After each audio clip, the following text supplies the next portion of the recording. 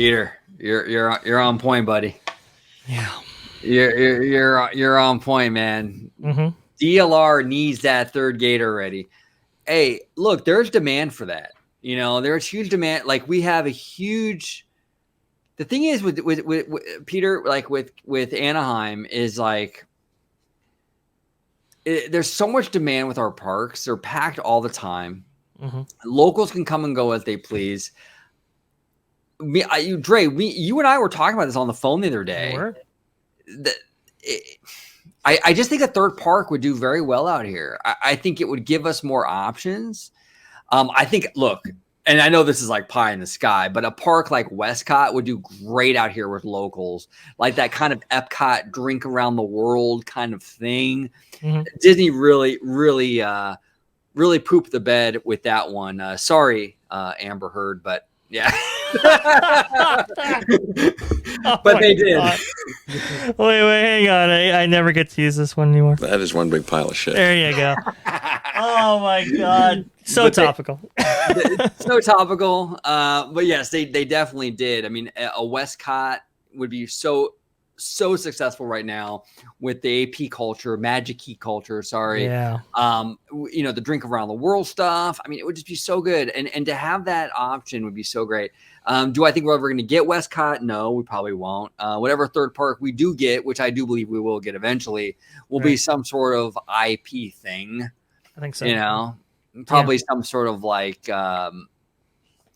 Disney's version of Islands of Adventure, just a bunch of islands with IP on it or something like that, you know? Yeah. But man, WESTCOT was the dream. It was definitely the dream. Man, you know, you look at the old concept artwork, you hear the old concepts. I was telling OG this, and let me see if I can explain it real fast for go you ahead all here, because it's such a radical concept, right? Okay, they had an idea, because the idea was you would have different continents, right? Instead of just individual countries. And each continent would have inspirations from the various countries that inspired that area's architecture. So you would have like a jambalaya, let's say, of like South America, for example. So you'd have, you know, kind of Brazilian architecture, Venezuelan architecture, that kind of thing. And you would see that for the various continents. Asia would have a mixture of Chinese, Japanese, and Korean influences and so forth, right? But think of this idea, okay? What if you had like a railroad type system that took you to the various continents and dropped you off there? Now, replace a railroad with a circular, water trough a la Pirates of the Caribbean. Oh. And when you actually got onto your boat, like you would in Pirates of the Caribbean, you would go through this kind of, Pirates of the Caribbean-esque vignette, show attraction that would lead into the various country that the various countries that you were going to could depart at. So, when you got on board, let's say Europe, and you're going over to Asia, you got a whole these vignettes and displays, of Pirates of the Caribbean-esque show scenes of the history of Asia and how these cultures influence each other and so forth. And it would circle. You could stay on, you can get off, but it would be like Pirates of the Caribbean and kind of a railroad kind of hybrid. And you would have like we see with the Primeval World and Grand Canyon dioramas, but just kind of set in kind of a boat ride that circles this thing, and it would be underground, and you could walk up, and then you'd be in the various country. This thing was supposed to do like 10,000 people an hour. It was a crazy thing. I was just like, oh my gosh, that's such a great idea. Definitely bring that back. Unfortunately, we haven't seen it, but man, oh man, there was some great ambition with WESTCOT, and I hope we see it one day. I hope so too. Now, I want to ask you, Dre. I think this is kind of pertinent, and I think this is kind of an interesting way to kind of frame this discussion. Mm-hmm. We talked, I just mentioned that WESTCOT in its original form is probably dead forever. You know, Yes. It's kind of like IP less kind of park, right? Mhm. But is there a scenario? Because look, let's be honest. Disney right now, they have a strong focus on representation, right? On representation, like we they call it what, fifth key, right? I believe Yes. Inclusion. inclusion, right? Is there is there is there a way? Because Mhm. like, look, a park like Westcott would be pretty inclusive. You're It would be. visiting various, well, continents, and you would experience, just like Epcot, the various cultures. Mhm. Do you think it's possible? Now, obviously, there would be IP infused into this because Very IP driven. yeah, Yeah. even Epcot's getting IP. You know what I'm Yeah. saying? But do you think it's possible because of that kind of like this new push for inclusiveness, representation, that we might see something like a Westcott, because they Mhm. could definitely sell that. I know it sounds kind of gross, but it's a business. But can they kind of sell that as kind of a way to kind of like, hey, look, we're going to have this park. It's be very inclusive in terms of like the various cultures, what Mhm. have you. We'll have, various films that represent each continent, various IP that represents each continent. Mhm. Is there a scenario where that might occur, you think? Maybe, maybe. I mean, look, the strongest part I would say of Epcot is World Showcase, right? World Showcase itself is not necessarily a bad idea even today. But it would have to be taken very differently than what it has kind of ended up being at Epcot. I think if you could sell it on that angle, and you could sell it as kind of, hey, look, listen, our stories take place, within these continents. It would be evergreen, so to speak, and you could switch out IP as it becomes more relevant as the years go on, because it's going to happen probably in some corner of the world, most likely.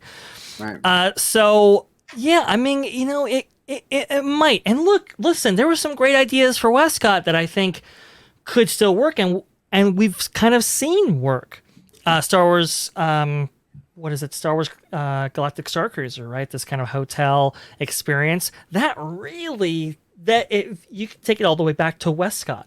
Westcott had an idea where you would have the various hotels create your berm, so to speak, but they would also provide for the buildings that you would need for show buildings and show and so forth, right? Restaurants down below and stuff like that. But one of the ideas was, well, wait a minute, what if you had a kind of a story within a story where when you were staying at that hotel, you could, maybe it was an Egyptian hotel, and you could take part in, kind of Egyptian lore and Egyptian stories and adventures within your hotel, not so dissimilar to what we see actually at Star Wars Galactic Star Cruiser. Right. But this was back in the 90s. You see, like, what is it? The hotel concept being providing a berm for a given park. That's still a popular idea, and probably what we would see if we were to get a third gate, which I'm pretty confident we will. But it would most likely integrate that design language. So when I think about that kind of stuff, yeah, I mean it's possible. We could get aspects of it. Westcott, I think it, like, as a concept in totality, I don't think it's going to happen. But aspects of it, oh yeah, absolutely. Yeah, yeah, and even like you mentioned, like this Egyptian, thing and everything. Mm-hmm. I mean, you can do that with Moon Knight. Yeah. Oh man. I mean, I look, and I know a lot of fans are probably having a heart attack. I know our buddy Showcase is like, whoa, what? But I mean, Yeah. that's the reality. I mean, the reality is like Disney's all about the IP. We're just gonna have to learn to accept that, you guys. They are. Yeah. So you have an Egyptian area in a new park, and you can incorporate Moon Knight in that, And Yeah. I've been loving the hell out of Moon Knight. If you guys have been watching Moon Knight, comment in the chat. Moon Knight has been absolutely incredible.